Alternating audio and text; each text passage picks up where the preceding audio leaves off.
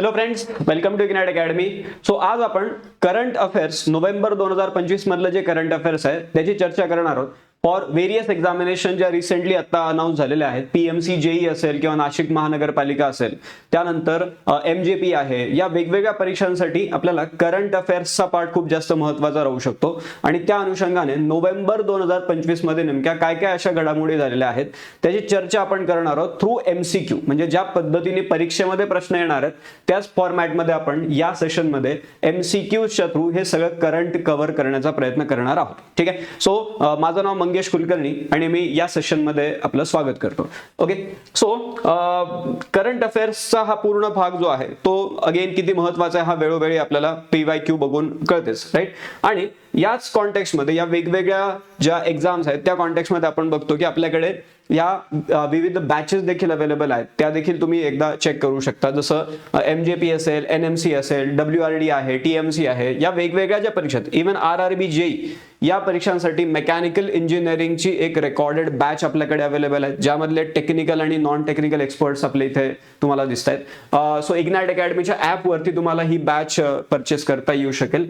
त्यासोबतच महाट्रान्सको, महाजेनको ज्या electrical engineering specific ज्या एक्झाम्स आहेत त्या एक्झामसाठी देखील आपल्याकडे integrated online recorded batch available आहे.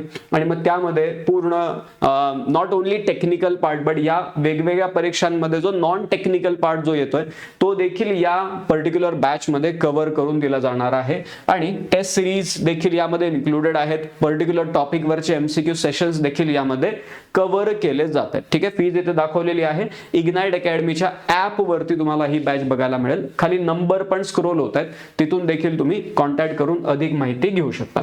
तसंच मेकॅनिकल साठी, इलेक्ट्रिकल साठी ज्या बॅचेस आपण बघितल्या, तसंच आपल्याला सिव्हिल इंजिनिअरिंग साठी देखील बॅच बघायला मिळते. ज्या सिव्हिल इंजिनिअरिंग मधल्या ज्या ज्या एक्झाम्स होत आहेत, मग PWD, महाट्रान्सको, सगळ्या ज्या मनपा भरती आहेत, या सगळ्यांमध्ये लाईव्ह प्लस रेकॉर्डेड बॅच आपल्याकडे अवेलेबल आहे. फॅकल्टी पॅनल आपल्याला इथे दिसतंय. आणि यामध्ये देखील आपल्याला फीचर्समध्ये like huge kind of test series we can say, ज्यामध्ये 20,000 पेक्षा जास्त MCQ तुमचे त्या टेस्ट सिरीजच्या थ्रू कव्हर होऊन जातील. आणि बाकी आपल्याला पूर्ण proper lectures along with proper PYQs ते सगळे तिथे बघायला मिळणार आहेत. आणि MES मेन साठी सिव्हिल इंजिनिअरिंगची डिस्क्रिप्टिव्ह पॅटर्नची बॅच देखील आपल्याकडे ऑनगोईंग सुरू आहे. लाईव्ह प्लस रेकॉर्डेड बॅच आहे, ही देखील तुम्ही चेक करू शकता. ऍडमिशन्स तिथे देखील आता ओपन आहे. ठीक आहे. सो हे झालं आपल्याकडे सध्या कोणत्या कोणत्या बॅचेस अवेलेबल आहेत त्याबद्दलची माहिती. Now let start with this session. यामध्ये आपण MCQ फॉर्मॅट मध्ये बघू की नोव्हेंबर 2025 मध्ये नेमक्या काय काय महत्वाच्या घडामोडी झालेल्या आहेत. ठीक आहे. सो पहिला प्रश्न आपल्याला इथे बघायला मिळतो.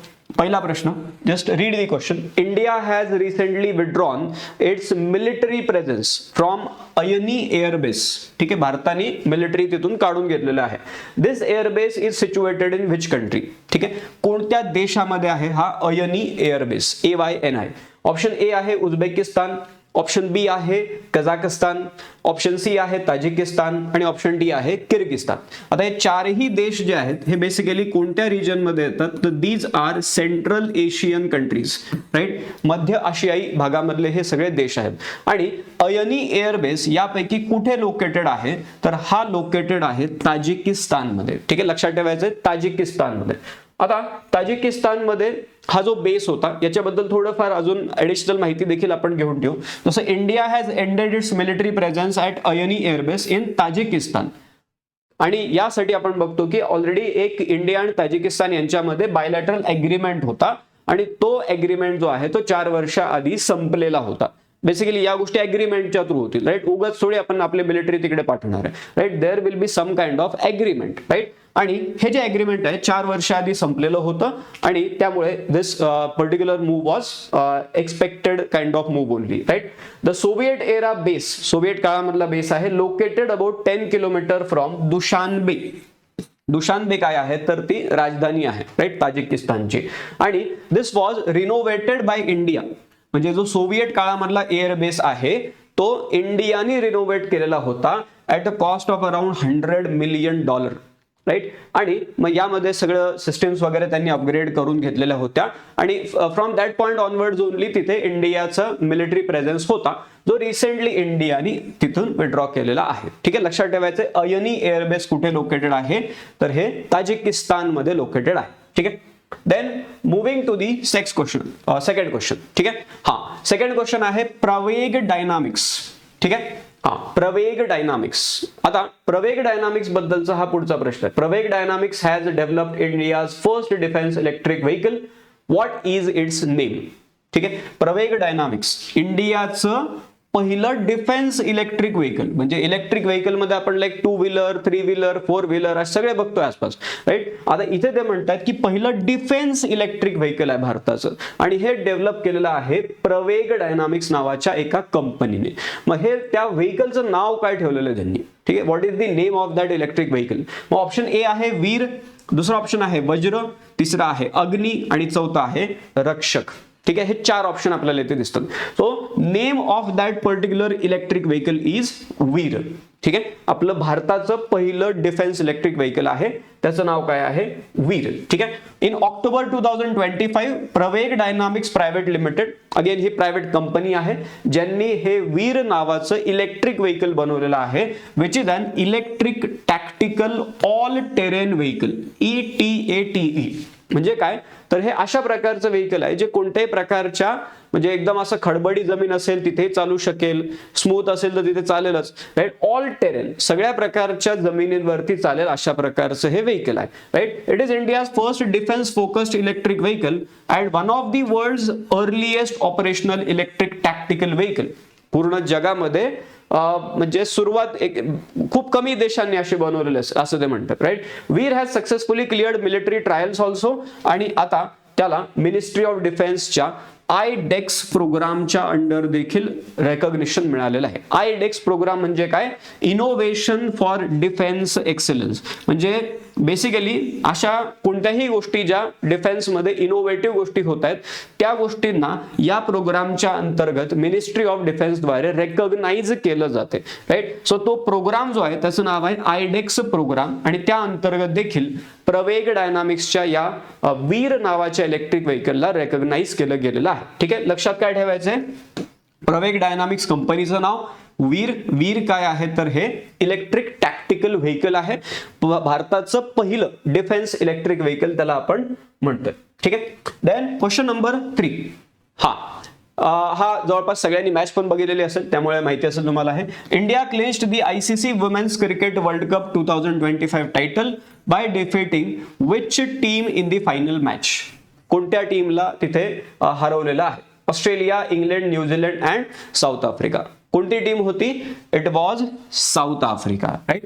आता या पर्टिक्युलर मॅच मधले देखील काही डिटेल्स आपल्याला माहिती असल्या पाहिजे. जसं Deepti Sharma was declared as player of the tournament. ठीक आहे. Player of the tournament.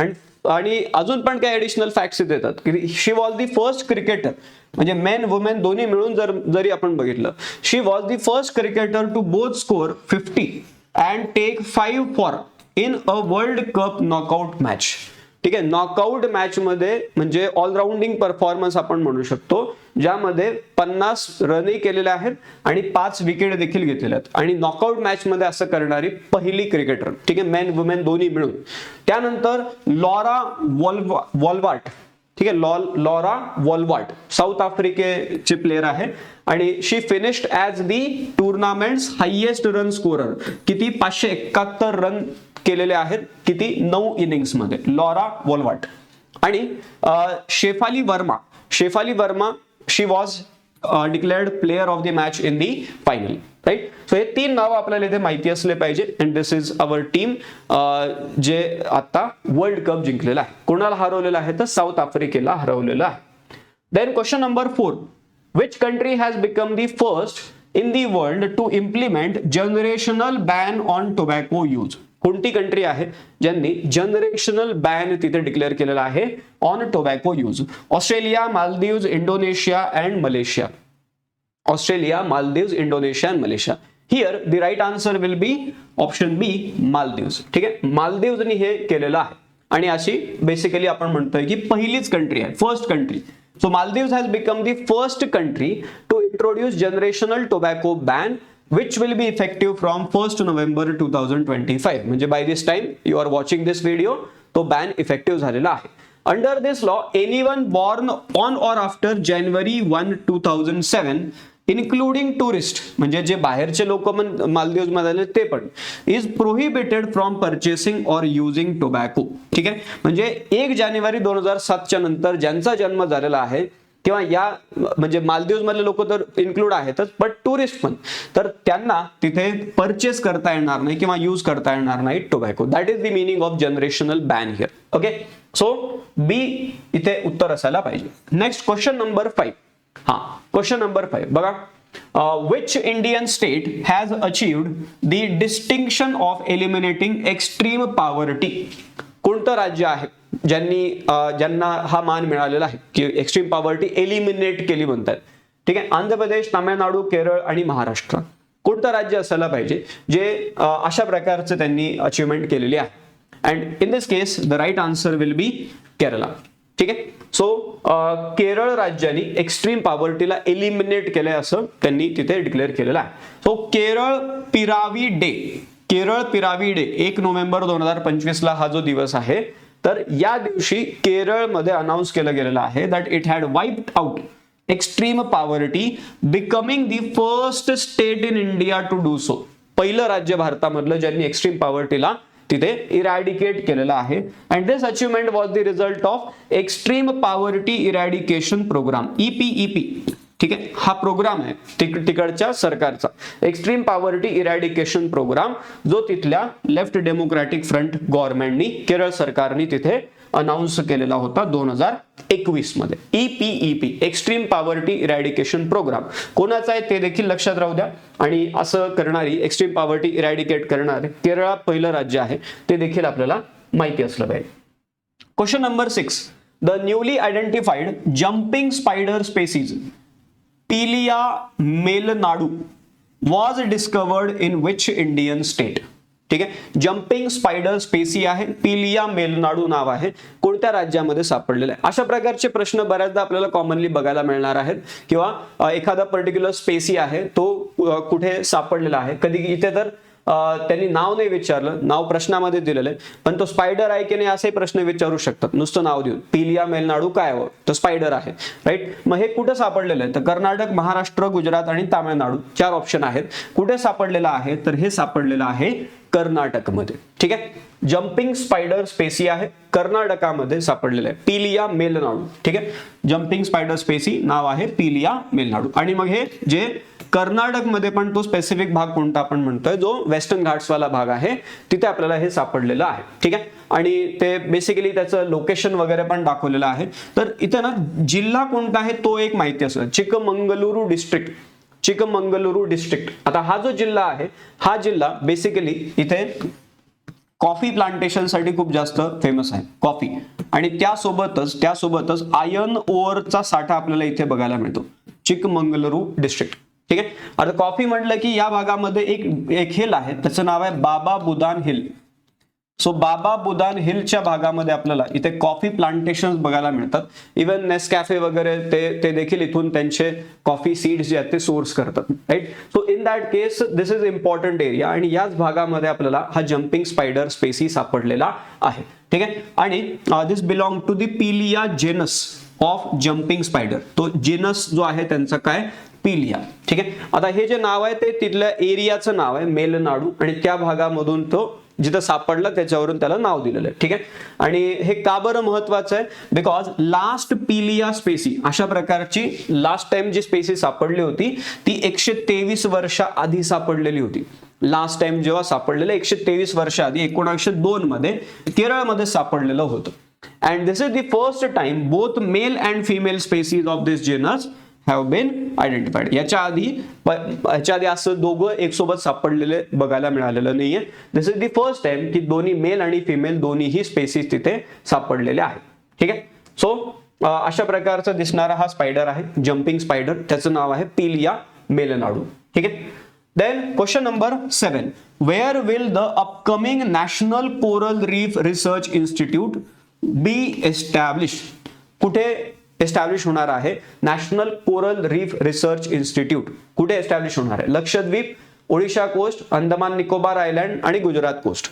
So कुठे बनणार आहे? National coral reef research institute. So coral रीफचं रिसर्च होणार आहे अंदमान आणि निकोबारच्या भागामध्ये. ठीक आहे, म्हणजे ही इन्स्टिट्यूट जी आहे ही कुठे सापडणार आहे, तर कुठे एस्टॅब्लिश केली जाणार आहे?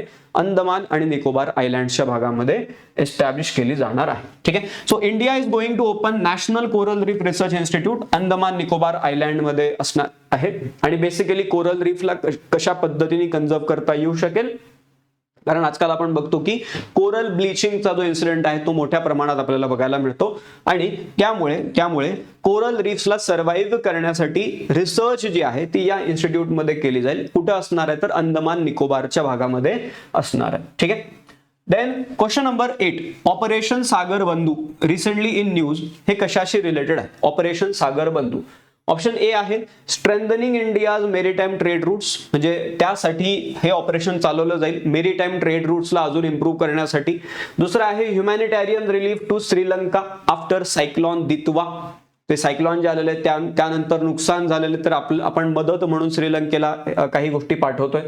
Conducting joint naval exercise with ASEAN countries. And fourth option is launching a new coastal security surveillance system. So इथे जर बघितलं आपण तर रिसेंटली जे सायक्लॉन दितवा झालेला आहे त्यानंतर जे नुकसान झालेलं आहे श्रीलंकेच्या भागामध्ये, तर त्यासाठी ह्युमॅनिटेरियन असिस्टन्स म्हणून आपण मदत पाठवतोय आणि त्या पूर्ण ऑपरेशनला नाव दिलं गेलेलं आहे ऑपरेशन सागर बंधू. ठीक आहे, operation Sagar Bandhu. Operations, dates, important days, species कुठे सापडल्या, कुठे कोणती एक्सरसाइज कंडक्ट केली गेली, दोन देशांमध्ये मिलिटरी एक्सरसाइजेस ज्या होतात, या प्रकारच्या गोष्टी स्पेशली आपल्याला लक्षात ठेवणं गरजेचं राहते. Right. So India is helping Sri Lanka after cyclone दितवा आणि तिथे मोठ्या प्रमाणात फ्लड आणि लँडस्लाइड इव्हेंट बघायला मिळाले आणि त्या कॉन्टेक्स्टमध्ये हे ऑपरेशन तिथे अनाऊन्स केलं गेलं. इव्हन इंडियाची ना नेबरहुड फर्स्ट पॉलिसी आहे, म्हणजे आपण आपल्या शेजारच्या देशांना मदत करतो, नेबरहुड फर्स्ट पॉलिसी. आणि मग त्या पॉलिसीच्या अंतर्गत आणि अजून एक आपली जी व्हिजन आहे महासागर व्हिजन, म्हणजे पूर्ण इंडियन ओशनच्या भागामध्ये जे जे कंट्रीज आहेत त्यांनी एकमेकांसोबत कोलॅबोरेट केलं पाहिजे. महासागर व्हिजन हे दोन आपल्याला इथे फॅक्ट माहिती पाहिजे, नेबरहुड फर्स्ट पॉलिसी आणि महासागर व्हिजन. आणि या कॉन्टेक्स्टमध्ये हे ऑपरेशन राबवलं जाते. ऑपरेशन सागर बंधू त्याचं नाव आहे. ठीक आहे. So B is your correct answer. Question number 9.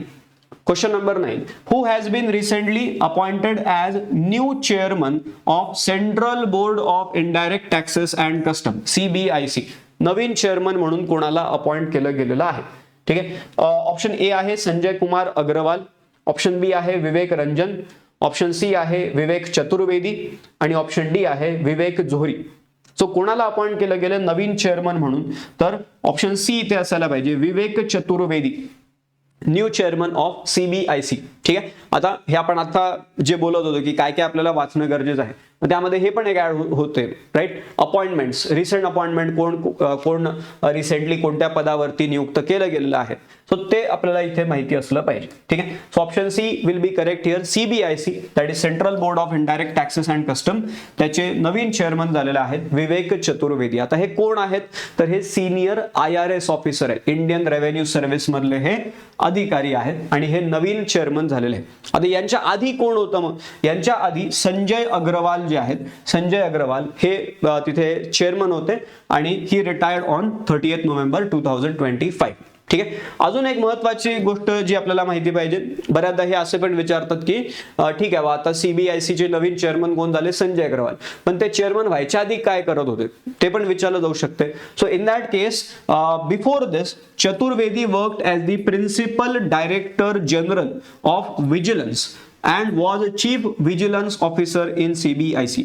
CBIC मध्येच ते काम करत होते आणि CBIC मध्ये ते चीफ विजिलन्स ऑफिसर या पदावरती होते. Right. So before becoming the chairman of CBIC ते या पदावरती काम करत होते. ठीक आहे.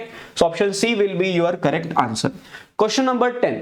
क्वेश्चन नंबर 10 काय म्हटलेलं आहे बघा, Michelangelo dome, the advanced multi domain defence system recently in news was introduced by which country? Michelangelo dome जो आहे तो कोणत्या देशाने इंट्रोड्यूस केलेला आहे? Michelangelo dome.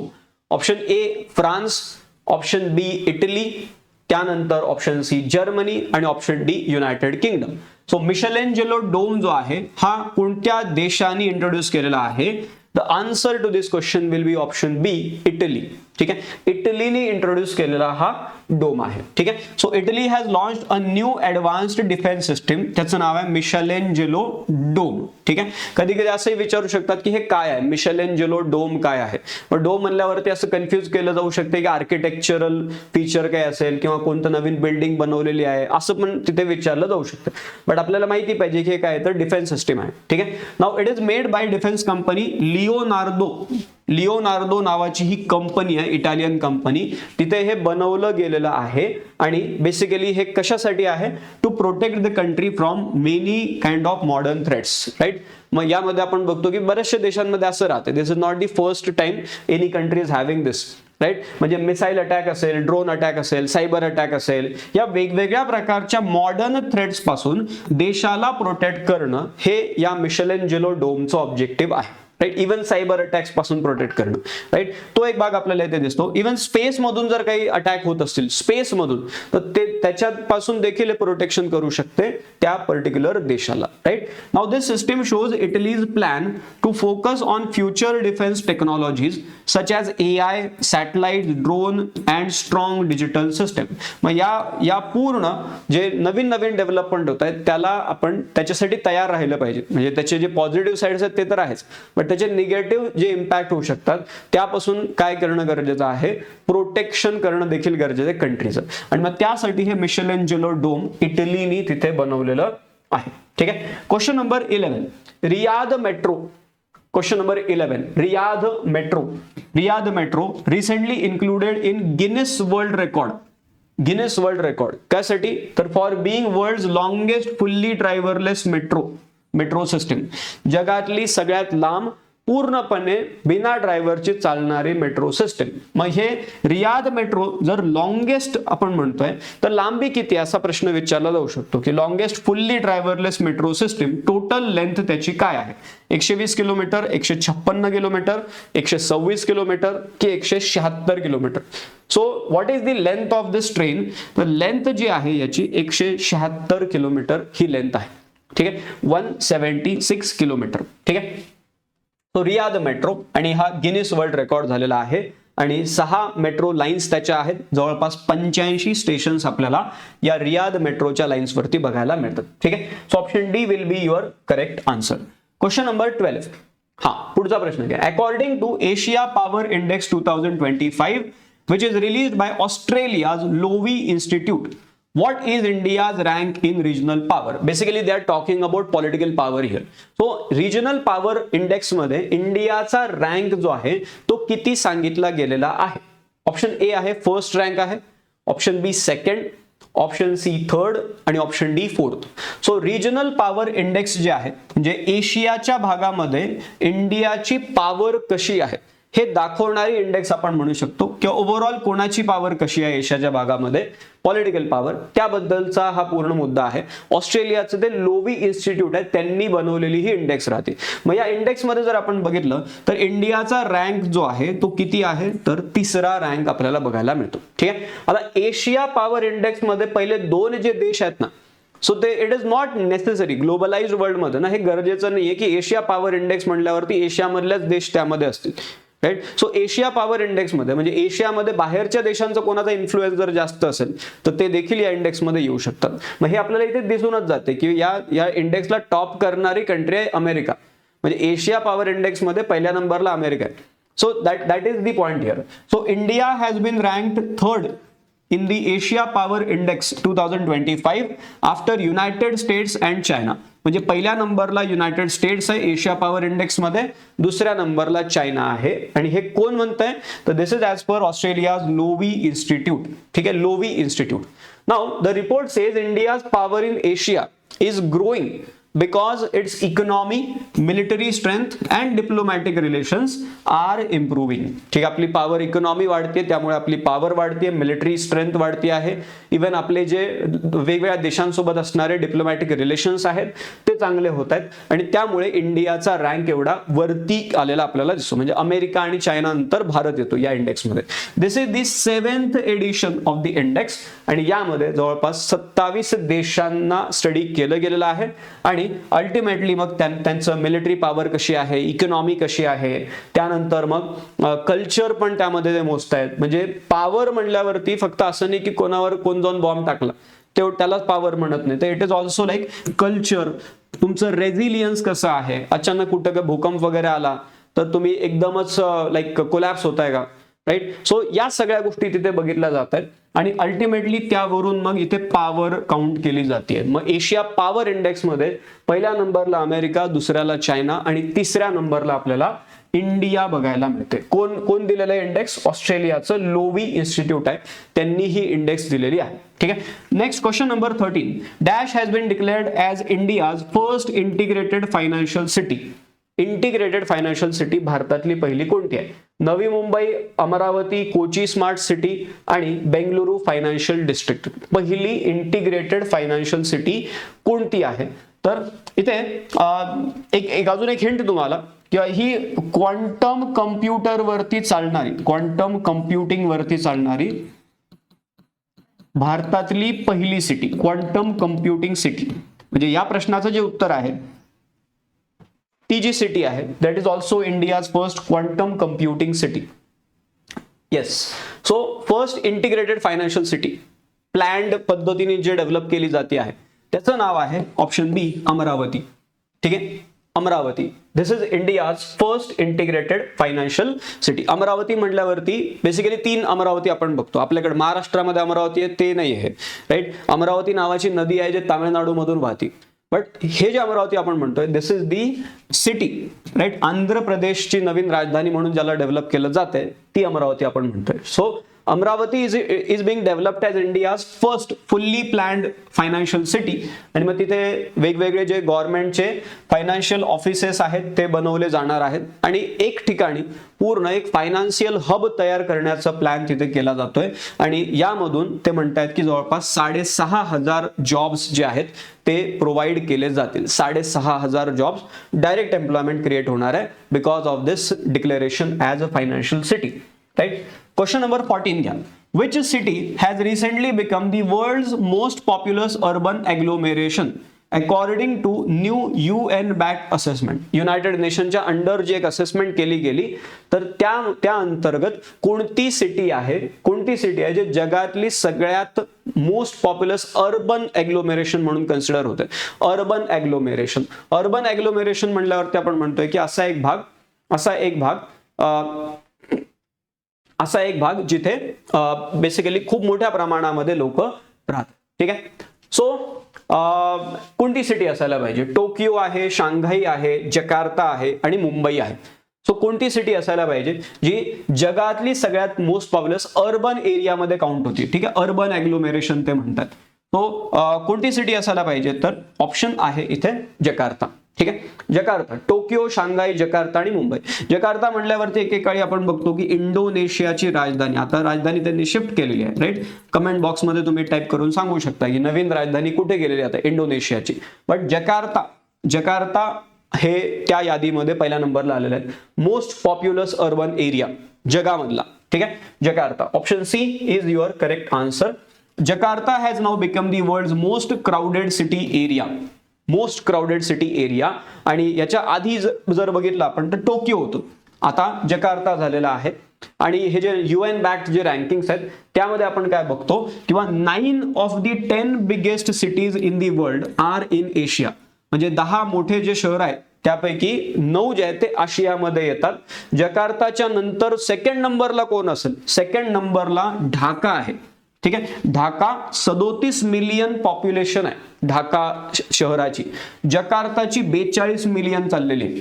आणि तिसऱ्या नंबरला मग येते टोकियो ज्याची 33 मिलियन आहे पॉप्युलेशन. 33 million, right. सो हे आपल्याला काही रँकिंग्स माहिती असले पाहिजे. Most crowded urban area in the world that is Jakarta. ठीक आहे. Question number 15. Which rocket was unveiled as India's first privately developed commercial orbital rocket? कोणतं रॉकेट आहे जे privately developed commercial orbital rocket आहे, म्हणजे तुम्ही ऑर्बिट्स मध्ये त्याला प्लेस करू शकताय. Commercial orbital rocket privately develop झालेले म्हणतात. कोणतं आहे? विक्रम एस, विक्रम 1, विक्रम 2 आणि विक्रम एल. 4 ऑप्शन असे दिलेले. So which rocket was unveiled as first privately developed commercial orbital rocket? तर या 4 पैकी आपण बघतो विक्रम 1 इज दॅट रॉकेट, जे प्रायव्हेटली डेव्हलप्ड रॉकेट आहे आणि जे ऑर्बिटल रॉकेट म्हणून त्याला बनवलं गेलेलं आहे. ठीक आहे. So prime minister Narendra Modi open Skyroot Aerospace, ते प्रायव्हेटली म्हणतो ना आपण, तर ही कंपनी आहे स्काय रूट एरोस्पेस, आणि त्यांचा नवीन इन्फिनिटी नावाचा एक कॅम्पस स्वतः प्रधानमंत्र्यांनी इनॉग्रेट केलेला आहे. मग कुठे आहे हा कॅम्पस स्काय रूट एरोस्पेसचा? हैदराबादमध्ये. आणि मग त्याच कार्यक्रमादरम्यान त्यांनी विक्रम 1 जे आहे, जे इंडियाचं पहिलं प्रायव्हेट रॉकेट आहे, त्याला देखील अनवेल केलं. आणि दिस रॉकेट विक्रम 1 जे आहे, it can put satellite into orbit. ठीक आहे, म्हणजे ती कॅपॅबिलिटी असणारं हे रॉकेट आहे. Now this is the big step for India's private space industry. Earlier in 2022 Skyroot aerospace has launched Vikram S. ठीक आहे, आता हे तर आत्ताच झालं, विक्रम 1 जे आहे ते आत्ताच झालं, पण विक्रम एस नावाचं एक जे अगेन रॉकेटच आपण म्हणू शकतो, जे त्याच कंपनीने स्कायरूट एरोस्पेसनी लॉन्च केलेलं होतं. But that was first private sub orbital rocket, म्हणजे सब ऑर्बिटल त्याला म्हणतो आपण, not directly able to put the rocket in satellite in the orbit. ठीक, ऑर्बिट्स मध्ये नाही टाकू शकत आहे, बट सब ऑर्बिटल या टाइप मध्ये ते रॉकेट होतं, जे विक्रम एस आहे. सो विक्रम एस म्हटल्यावरती एस लक्षात राहू द्या, म्हणजे आपल्याला लक्षात ठेवण्यासाठी हे ट्रिक चांगली राहील. एस काय आहे? तर सब ऑर्बिटल आहे. म्हणजे ऑप्शन मध्ये एस जर असेल आणि विक्रम 1 जर असेल तर आपल्याला माहिती पाहिजे की ऑर्बिटल वाला कोणतं आहे, तर विक्रम 1 आहे. राईट, तो एक भाग आपल्याला इथे बघायला मिळतो. विक्रम 1 हे इथे लिहिलं बनवलं, Vikram 1 that is the orbit rocket. ठीक आहे. Question number 16. नेक्स्ट क्वेश्चन बघा. Who became the youngest FIDE world champion after winning the final in Goa? गोव्यामध्ये झालेलं होतं FIDE वर्ल्ड चॅम्पियन. यंगेस्ट कोण आहे? मॅग्नस कार्लसेन, व्ही यी, त्यानंतर गुकेश दोमाराजू आणि जॅवोखिर सिंदारोव्ह, असे 4 ऑप्शन दिलेले आहेत. मग कोण यंगेस्ट FIDE वर्ल्ड चॅम्पियन झालेला आहे? तर इथे उत्तर असायला पाहिजे ऑप्शन डी, जॅवोखिर सिंदारोव्ह. आणि हरवलं कोणाला? तर व्ही यी ला हरवलेला आहे. ठीक आहे. सो हे आपल्याला माहिती पाहिजे. जनरली स्पोर्ट्सच्या कॅटेगरी मधून अशा प्रकारचे प्रश्न बनतात. सो उझबेकिस्तान मधला हा चेस प्लेयर आहे. So Uzbek grand master Javokhir Sindarov became youngest ever FIDE world cup champion after winning close tie break match in Goa. ठीक आहे. आता हे पण आपल्याला महत्वाचं काय, किंवा आपल्याकडे झालेलं आहे त्यामुळे अजून महत्वाचं, गोव्यामध्ये झालेलं होतं. आणि हरवलं कोणाला? तर चायनाचा जो टॉप प्लेअर आहे व्ही यी ला हरवलेला आहे फायनल मॅच मध्ये. ठीक आहे. आता 206 लोक यामध्ये भाग घेतलेला होता. महिनाभर ही पूर्ण टुर्नामेंट चालली होती गोव्यामध्ये, आणि शेवटी Javokhir Sindarov became the youngest champion of this particular tournament. ठीक आहे. क्वेश्चन नंबर 17 घ्या. Where did prime minister Narendra Modi inaugurated 77 foot bronze statue of lord Rama? 77 foot एवढ्या उंचीचा ब्रॉन्झचा स्टॅच्यू जो आहे लॉर्ड रामा यांचा, तो कुठे इनॉग्रेट केला नरेंद्र मोदी यांनी? ठीक आहे. ऑप्शन ए अयोध्या उत्तर प्रदेशमध्ये इनॉग्रेट केला गेला. ऑप्शन बी पार्थागली मठ. पार्थागली मठ कुठे आहे? तर गोव्यामध्ये आहे. त्यानंतर वाराणसी उत्तर प्रदेशमध्ये याला इनॉग्रेट केलं गेलं, आणि उडुपी कर्नाटकामध्ये इनॉग्रेट केलं गेलं. सो कोणती जागा असेल जिथे 77 फूट एवढ्या उंचीचा लॉर्ड रामा यांचा स्टॅच्यू इनॉग्रेट केला गेला ब्रॉन्झ मेटलचा? ठीक आहे. सो ऑप्शन पैकी आपण इथे जर बघितलं, ऑप्शन बी जे आहे पार्थागली मठ गोवा, हे तुमचं राईट आन्सर इथे असायला पाहिजे. ठीक आहे. इथे इनॉग्रेट झालेला आहे आणि प्राईम मिनिस्टरनी स्वतः ह्याला अनवेल केलेला आहे. पार्थागली मठ कुठे येते? तर साऊथ गोव्यामध्ये येते. आणि basically this event was part of this math's 550 year celebration. म्हणजे हा जो पार्थागली मठ आहे याला तिथे 550 वर्ष झाली, म्हणजे 550 वर्ष जुना मठ आहे. आणि मग त्यामुळे त्याला कोमेमोरेट करताना देखील हा स्टॅच्यू तिथे बेसिकली इन्स्टॉल केला गेला आहे. आता स्टॅच्यूचे डिझायनर कोण आहे? The statue is made by famous sculptor Ram Sutar. आणि यांनीच आपण बघतो की जो स्टॅच्यू ऑफ युनिटी आहे तो पण त्यांनी बनवलेला आहे. त्यासोबतच महाराष्ट्र भूषण त्यांना पुरस्कार देखील मिळालेला आहे. And this is said to be tallest lord Rama statue in the world. पूर्ण जगामध्ये यापेक्षा उंच कोणताही असा स्टॅच्यू बघायला मिळत नाही लॉर्ड रामा यांचा. ठीक आहे. So B is your correct answer. Question number 18 घ्या. Question number 18. Who has been appointed the brand ambassador for ICC Men's T20 World Cup 2026? कोणाला अपॉइंट केलं गेलं? Virat Kohli, Rohit Sharma, MS Dhoni, Sachin Tendulkar. Who is appointed? The right answer is option B, Rohit Sharma. ठीक आहे. Brand ambassador आहे world cup 2026. आता जे फेब्रुवारी पासून चालू होणार T20 world cup. So Rohit Sharma has been named. Even हे बातम्यांमध्ये तुम्ही ऐकलं पण असेल. आणि कोणी अनाऊन्स केलेलं होतं तर ICC चेअरमन जय शहा यांनी हे अनाऊन्स केलेलं होतं. आणि Rohit is the first active cricketer to become an ambassador. Generally हे रिटायर्ड क्रिकेटर्स जे असणार आहेत त्यांना तिथे अँबॅसेडर म्हणून अनाऊन्स केलं जाते. But Rohit Sharma steel active in ODI matches. But तसं पहिला ऍक्टिव्ह क्रिकेटर आहे मग ज्यांना एका दुसऱ्या फॉर्मॅटमध्ये अँबॅसेडर म्हणून तिथे डिक्लेअर केलं गेलेलं T20 साठी. राईट. 7 फेब्रुवारी पासून हे पूर्ण आपली टुर्नामेंट सुरू होणार आहे वर्ल्ड कप वाली. इंडिया आणि श्रीलंका दोघांमध्ये मिळून हा वर्ल्ड कप कंडक्ट केला जाणार आहे. राईट.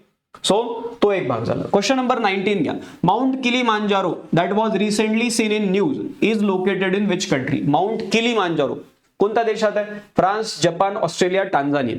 कोणता देश आहे? The country's name is Tanzania. आफ्रिकेमधला सगळ्यात मोठा माउंटेन म्हणला जातो माउंट किलीमांजारो. आणि व्होल्कॅनिक माउंटेन आहे. राईट. व्होल्कॅनिक माउंटेन आहे किलीमांजारो. सो एक नवीन स्टडी आलेली होती which is basically related to the land use patterns in this area. Right. A new study found that because of land use changes, about 75% of natural plant species have disappeared from the lower slopes of Mount Kilimanjaro. म्हणजे असं like लोकांचा जमिनीचा वापर करण्याचा जो एक pattern आहे तो बदलल्यामुळे काय होतंय तर जवळपास 75% प्लांट स्पेसीज ज्या आहेत ज्या नैसर्गिक पद्धतीने त्या भागात ग्रो होत होत्या किलीमांजारोच्या भागामध्ये त्या तिथून नाहीशा झालेल्या आहेत. राईट. अँड माउंट किलीमांजारो हे का बरं अजून महत्वाचं का राहते? Because this is the Africa's tallest mountain. 5895 metre उंचीचं माउंटेन आहे. Also world's largest free standing mountain. ठीक आहे. लक्षात राहू द्या. World's largest free standing mountain म्हणजे कोणत्या पर्वत रांगेचा भाग नाही आहे. Right. This is the only single standing mountain. आणि यामध्ये आपण बघतो किंवा व्होल्कॅनिक आहे जसं मी तुम्हाला आधी सांगितलं. व्होल्कॅनिक म्हणजे हे कोणत्या प्रकारचा व्होल्कॅनो आहे? तो स्ट्रॅटो व्होल्कॅनो आहे. आणि यामध्ये 3 वेगवेगळे व्होल्कॅनिक कोन्स आहेत. स्ट्रॅटो या शब्दाचा अर्थ काय होतो की असं वाटतंय बघून किंवा एकावर एक 3 डोंगर ठेवलेत काय. राईट. म्हणजे असं टोपीवर टोपी अशा प्रकारचं आपल्याला इथे बघायला मिळतंय. मग 3 व्होल्कॅनिक कोन्स आहेत. ठीक आहे. हा एक, त्यानंतर हा दुसरा, हा तिसरा, असे 3 कोन्स मिळून हे पूर्ण स्ट्रॅटो व्होल्कॅनो तयार होतो. मग त्या 3 कोनचे नावं पण इथे त्यांनी सांगितलेले आहेत. 3 कोनचे नावं काय आहेत? किबो, त्यानंतर मावेन्झी आणि शिरा.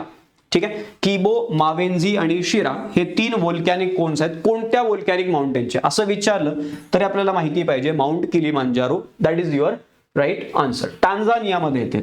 क्वेश्चन नंबर 20 घ्या.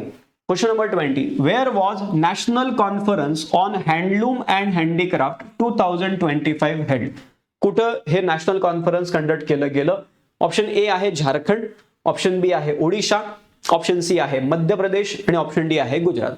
नॅशनल कॉन्फरन्स ऑन हँडलूम कुठे कंडक्ट केली गेलेली होती तर 2025 मध्ये ही कॉन्फरन्स ओडिशामध्ये कंडक्ट केली गेलेली होती. ठीक आहे. ओडिशा.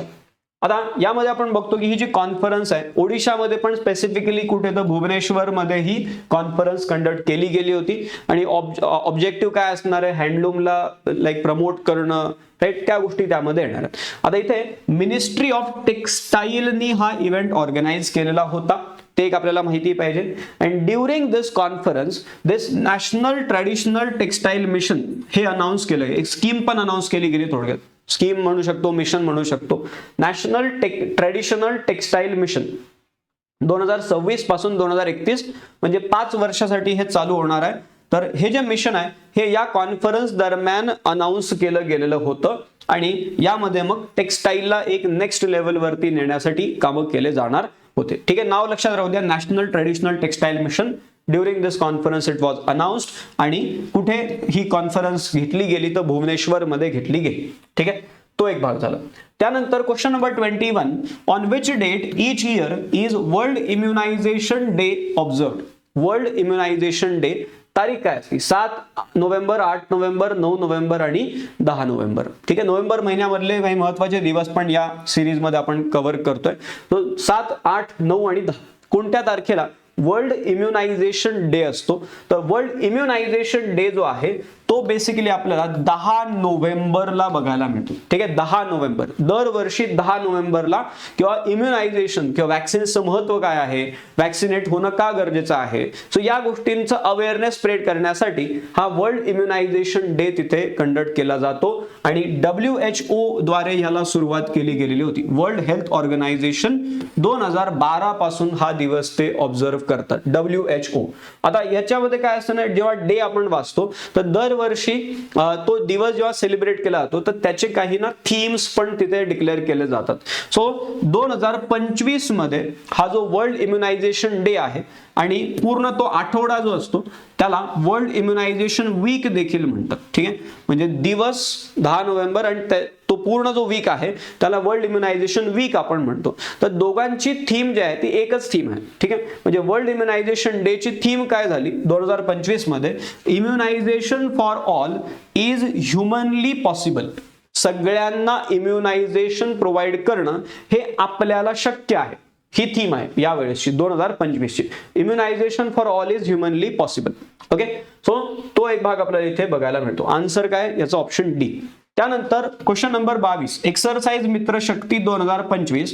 दिस is joint military exercise between India and which country. Exercise Mitra Shakti कोणाकोणामधला आहे? भारत आणि कोणता देश आहे? नेपाळ, श्रीलंका, बांगलादेश आणि म्यानमार.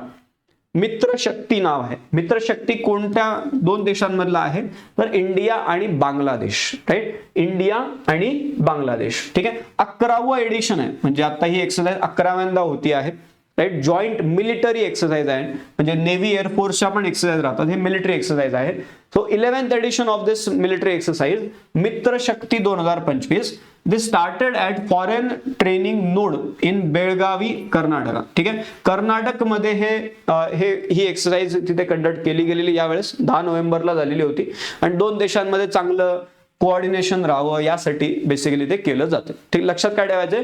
मित्र शक्ती भारत आणि बांगलादेश आणि कुठे कंडक्ट केलं गेलं तर कर्नाटकाच्या भागामध्ये कंडक्ट केलं गेलं. ठीक आहे, option C is correct answer. Question number 23, अवघड नाव आहे, कसं बस आपल्या हिशोबाने त्या नावाला लक्षात ठेवा. बट जे काही नाव आहे ते काय आहे विचारलेलं या प्रश्नात. राईट, सो जेचॅनॅक्स कुरानजेनेसिस recently in news is a species of which organism. ठीक आहे, जेचॅनॅक्स कुरानजेनेसिस कोणत्या ऑर्गॅनिझमचे हे स्पेसीज आहेत? म्हणजे हे फुलपाखरू आहे, बटरफ्लाय का, हे बीटल आहे का, अँट आहे म्हणजे मुंगी आहे की साप आहे, स्नेक आहे. ठीक आहे, सो हे काय आहे? तर बेसिकली हे काय आहे तर दिस इज अ बीटल. ठीक आहे, म्हणजे याचा फोटो जर बघायचा झाला तर हे अशा प्रकारचा आहे.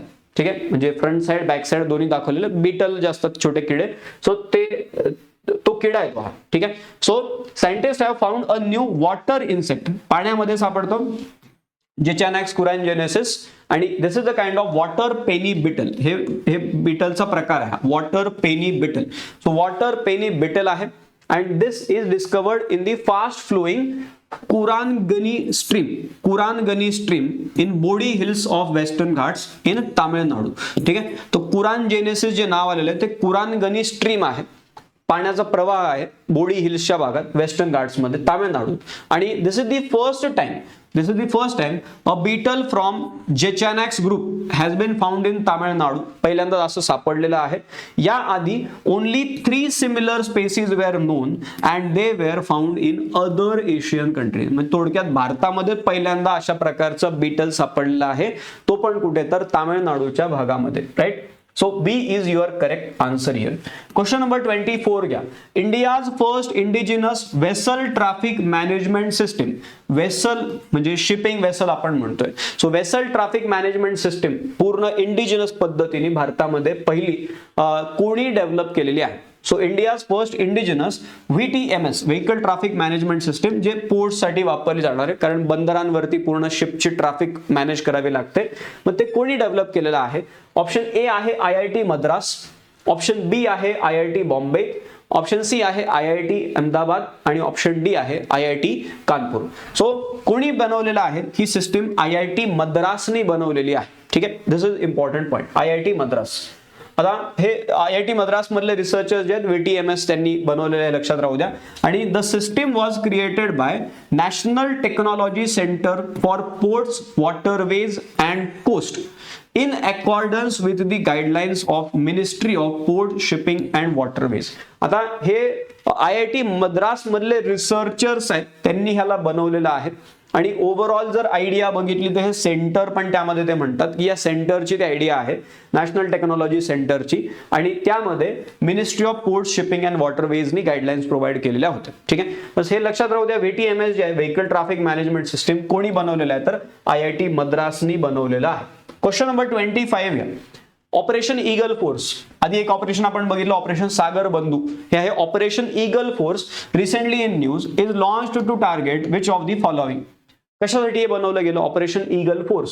ऑप्शन ए आहे a cross border illegal arms smuggling module operating through north east India, म्हणजे हे त्यासाठीच ऑपरेशन आहे, इलिगल आर्म्स स्मगलिंग वालं. त्यानंतर major Nigerian drug cartel involved in nation wide drug supply and money laundering activity. त्या Nigerian drug कार्टेलसाठी operation बनवलं गेलं. South Asian human trafficking network transporting victim to gulf countries. Human ट्रॅफिकिंगला थांबवण्यासाठी केलं गेलं. And organise cyber fraud syndicate running SIM swap and phishing scams across multiple states. मग त्यांच्यासाठी हे बनवलं गेलं. सो बेसिकली हे ऑपरेशन ईगल फोर्स कशासाठी होतं? तर इथे जे नायजेरियन ड्रग कार्टेल आहे त्यांच्या थ्रू भारतामध्ये ड्रग सप्लाय इलिगल वे मध्ये केला जातोय आणि त्या मार्फत मनी लॉन्ड्रिंग ऍक्टिव्हिटीज देखील केल्या जात आहेत. मग त्याला थांबवण्यासाठी हे ऑपरेशन ईगल फोर्स तिथे अनाऊन्स केलं गेलेलं होतं. ठीक आहे, नायजेरियन ड्रग वाले तेवढं लक्षात राहू द्या. So major Nigerian drug cartel ते यामध्ये इन्व्हॉल्ड होतं आणि त्यासाठी हे ऑपरेशन ईगल फोर्स बनवलं गेलं. And this was conducted by eagle force Telangana. Eagle force Telangana. आणि यामध्ये नार्कोटिक्स कंट्रोल ब्युरो देखील इन्व्हॉल्व होतं दिल्लीमधून. अँड ऑल्सो पोलीस जे दिल्ली पोलीस क्राईम ब्रांच आहे ते देखील इन्व्हॉल्व होते आणि नोएडा पोलीस देखील यामध्ये इन्व्हॉल्व होते. म्हणजे मल्टिपल एजन्सीजनी मिळून हे ऑपरेशन केलेलं होतं. त्याचं नाव आहे ऑपरेशन ईगल फोर्स. ठीक आहे, ते नायजेरियावाले ड्रगचे जे माणसं आहेत त्यांना पकडण्यासाठीचं हे ऑपरेशन होतं. ठीक आहे. 26 question number 26. Kumari Kamala who recently passed away was renowned for her contribution to which classical dance form? Kuchipudi, Kathak, Bharatanatyam आणि ओडिसी. सो कुमारी कमला हे बेसिकली इव्हन सिनेमामध्ये देखील काही काळ काम केलेलं आहे आणि अमेरिकेमध्ये त्यांचं निधन झालं. भरतनाट्यम कुमारी कमला, इथे त्यांचा फोटो पण दाखवलेला आहे, त्या भरतनाट्यम डान्सर होत्या आणि त्यांची ऍट द एज ऑफ 91 अमेरिकेमध्ये डेथ झालेली आहे. ठीक आहे. आणि त्यांचे जे गुरु होते she was trained under Vazhuvoor Ramaiah Pillai.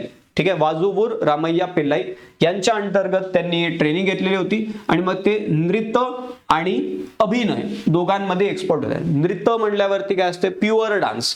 आणि अभिनय म्हणल्यावरती एक्सप्रेसिव्ह जे ऍक्टिंग आपण ज्याला म्हणतो एक्सप्रेसिव्ह परफॉर्मन्स, त्याला अभिनय म्हणतात. राईट. सो दोघांमध्ये त्या एक्सपर्ट होत्या. आणि कुमारी कमला इव्हन इंडियन सिनेमामध्ये ॲज अ चाइल्ड आर्टिस्ट म्हणून पण त्यांनी काम केलेलं होतं. ठीक आहे. Next question number 27. The national mission for mentoring is flagship program launched by which country? National Mission for Mentoring. Option A आहे Ministry of Women and Child Development. Option B Ministry of Labor and Employment. Then option C Ministry of Social Justice and Empowerment. आणि option D Ministry of Education. So national mission for mentoring हे कोणी launch केलेलं आहे? तर हे launch केलेलं आहे ministry of education. Mentoring वालं मेंटर आणि मेंटी म्हणजे ज्याला मेंटरिंग दिलं जाणार आहे तो व्यक्ती, या दोघांना कनेक्ट करणारं हे थोडक्यात मिशन आहे. नॅशनल एज्युकेशन पॉलिसी आपली जी आहे 2020 त्याच्या सोबत अलाइन असणारं हे मिशन आहे. ठीक आहे. म्हणजे याबद्दलचे प्रोव्हिजन्स इनडायरेक्टली नॅशनल एज्युकेशन पॉलिसीमध्ये पण आलेली आहे. ठीक आहे. National mission for mentoring. The programme link experience mentor with the mentees or we can say teachers to enhance professional skills and improve the teaching standards. म्हणजे बेसिकली शिक्षकांना mentorship देणारे हे बेसिकली मेंटर्स तिथे राहणार आहेत. इवन यामध्ये आपण बघतो की national council for teacher education has developed the mission and published the NMM blue book. त्यासाठीचं गाईड बुक पण त्यांनी पब्लिश केलेला आहे. कोणी? नॅशनल काउन्सिल फॉर टीचर एज्युकेशननी. ठीक आहे, तो एक भाग आपल्याला इथे बघायला मिळतो. क्वेश्चन नंबर 28 घ्या. The trade enablement and marketing म्हणजे team initiative has been introduced under which of the following scheme. Trade enablement and marketing initiative, team नावाचा इनिशिएटिव्ह कोणत्या स्कीमच्या अंतर्गत आला? Prime minister's empowerment employment generation programme, micro unit development and refinance agency म्हणजे Mudra scheme, त्यानंतर raising and accelerating MSME performance ramp नावाची scheme आहे, आणि स्टार्टअप इंडिया इनिशिएटिव्ह. तर हा जो टीम नावाचा इनिशिएटिव्ह आहे हा कोणत्या स्कीमच्या अंतर्गत आलेला आहे? In this case the right answer will be ramp scheme. ठीक आहे, raising and accelerating MSME performance scheme. ठीक आहे, त्या अंतर्गत हा इनिशिएटिव्ह येतो. कधी कधी काय होतं ना, फुल फॉर्म शॉर्ट फॉर्म पण विचारू शकतात. तर ट्रेड एनेबलमेंट अँड मार्केटिंग असं टीम इनिशिएटिव्ह आहे, रॅम्प स्कीमच्या अंडर येतो, आणि ही सेंट्रल सेक्टर स्कीम आहे. म्हणजे याचं फंडिंग जे आहे ते सेंट्रल कडून होणार, सेंट्रल गव्हर्नमेंट कडून होणार आहे, आणि इम्प्लिमेंटेशन देखील सेंट्रल गव्हर्नमेंट कडून होणार, सेंट्रल सेक्टर स्कीम. आणि मग यामध्ये एम काय आहे? To support 5 lakh micro small and medium enterprises with a target of 50% being women owned. म्हणजे ज्या ज्या MSMEsला या स्कीमच्या अंतर्गत सपोर्ट केलं जाणार आहे त्यापैकी अर्धे जे आहेत ते महिलांनी सुरू केलेले असले पाहिजे. ठीक आहे, हे पण त्यामध्ये ते टार्गेट ठेवत आहे. Question number 29, last few questions. Adam Chini rice किंवा आदम चिनी चावल म्हणतात. This is traditionally cultivated in which Indian state? Adam Chini चावल मध्य प्रदेश, उत्तर प्रदेश, गुजरात आणि राजस्थान. कुठले चावल आहेत? GI टॅग पण आहे यांना. तर this is from Uttar Pradesh. ठीक आहे, इव्हन असे अमेझॉनला वगैरे तुम्हाला फोटो पण बघायला मिळतात. दिस इज दी आदम चिनी चावल. ठीक आहे, उत्तर प्रदेश मधले हे hi you can say nutrition value असणारे हे राईस आहेत. ठीक आहे, सो BHU मधले रिसर्चर्स जे आहेत they have recently revived the traditional black rice variety of आदम चिनी. ठीक आहे, नॉर्मल तर हा व्हाईट राईस आहे, पण याचं ब्लॅक राईस वाली व्हरायटी जी आहे ती रिवाइव्ह केलेली आहे BHU मधल्या रिसर्चर्सनी, आणि त्यासाठी त्यांनी म्युटाजेनेसिस नावाची प्रोसेस वापरलेली आहे. ठीक आहे, म्युटाजेनेसिस, फक्त तेवढं नाव लक्षात राहू द्या. आणि यामध्ये मग बेसिकली ते काय करतात तर त्या ब्लॅक राईस व्हरायटीला पुन्हा रिवाइव्ह करण्याचा प्रयत्न करतात.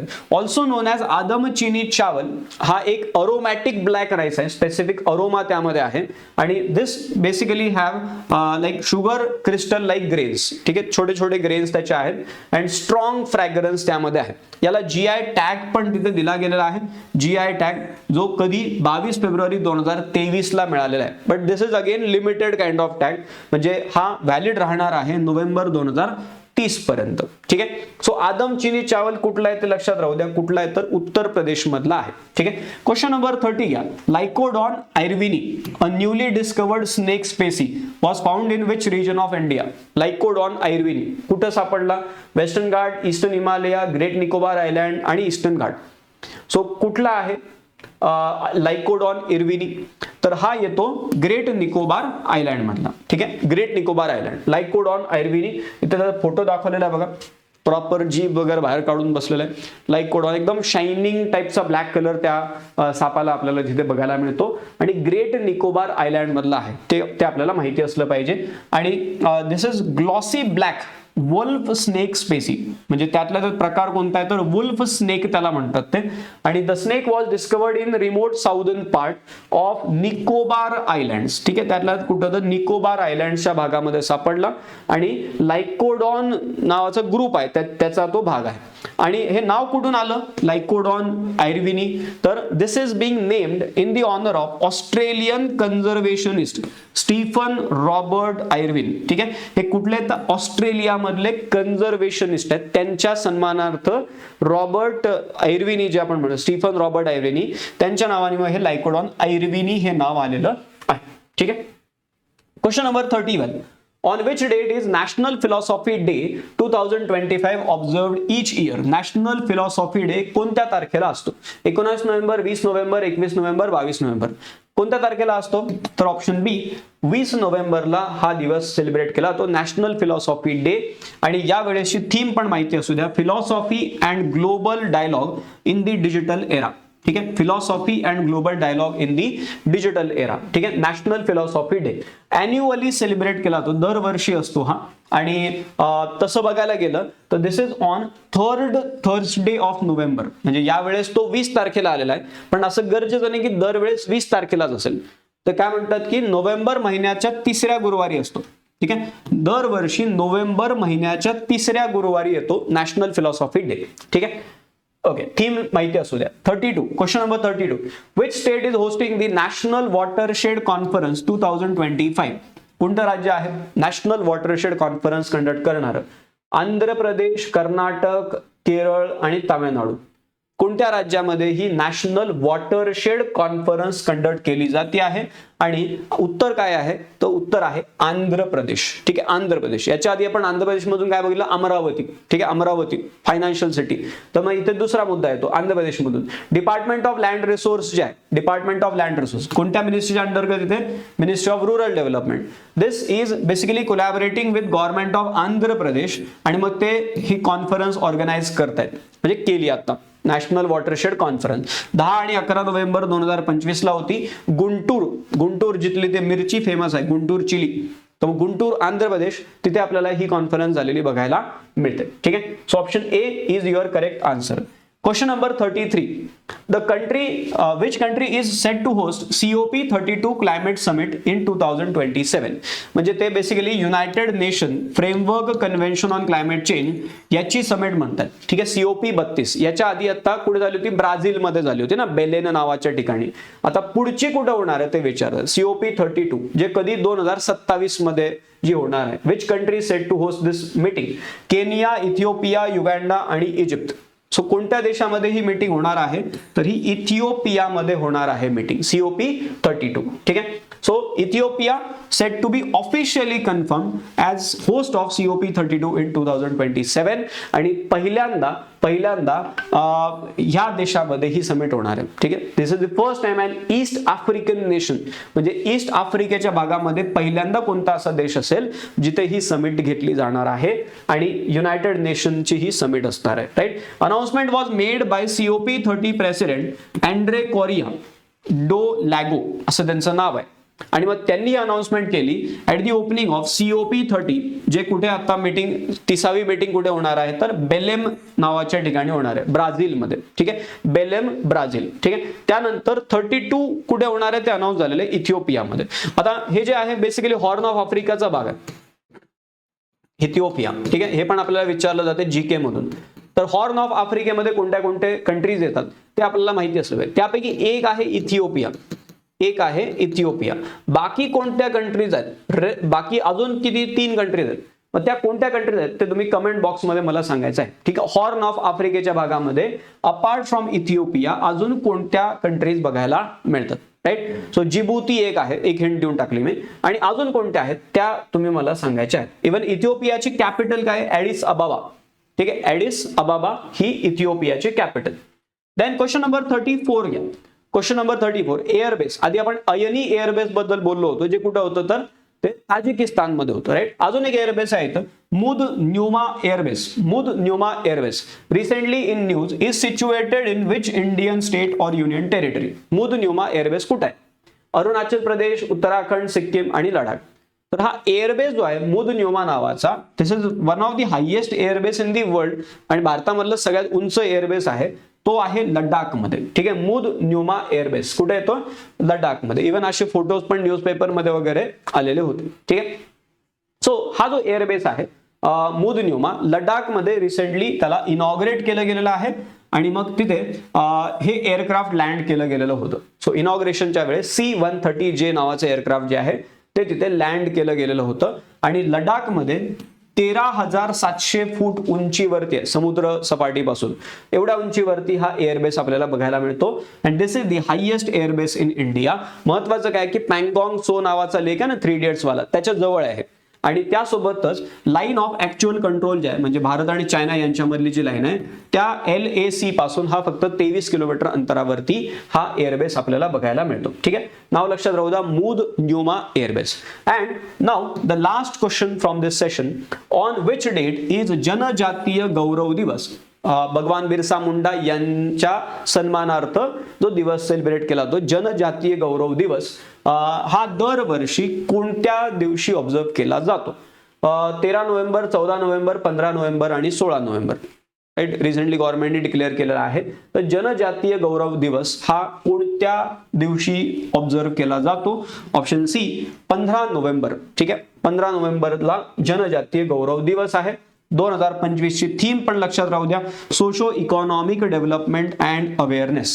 ठीक आहे, socio economic development and awareness. ठीक आहे, Janjatiya Gaurav Divas to honour tribal freedom fighter Birsa Munda यांची जी मुवमेंट होती त्याचं नाव देखील विचारलं जाऊ शकते, उलगुलान नावाची मुवमेंट होती. आणि मग त्यामधून पण बराचसा तिथे बेसिकली त्यांनी लढा दिलेला होता. राईट, मग आता ह्यांचा जन्म झालेला आहे 1874 मध्ये. ठीक आहे, आणि 2024-25 जे आहे this is Bing marked as जनजातीय गौरव वर्ष ऑल्सो. ठीक आहे, 1874 मध्ये जन्म झालेला आहे आणि 24-25 जे आहे दिस इज मार्क्ड ॲज जनजातीय गौरव वर्ष ऑल्सो. म्हणजे 15 नोव्हेंबर दिवस आहे तो तर आहे जनजातीय गौरव दिवस, पण हे वर्ष म्हणून पण बघितलं जाते, Janjati Gaurav Varsh to celebrate 150 years of his birth. 150 वर्ष होत आहेत, म्हणजे 150वी जयंती आपण म्हणू शकतो. राईट, आणि मग 2025 ची ही थीम आपल्याला इथे बघायला मिळते.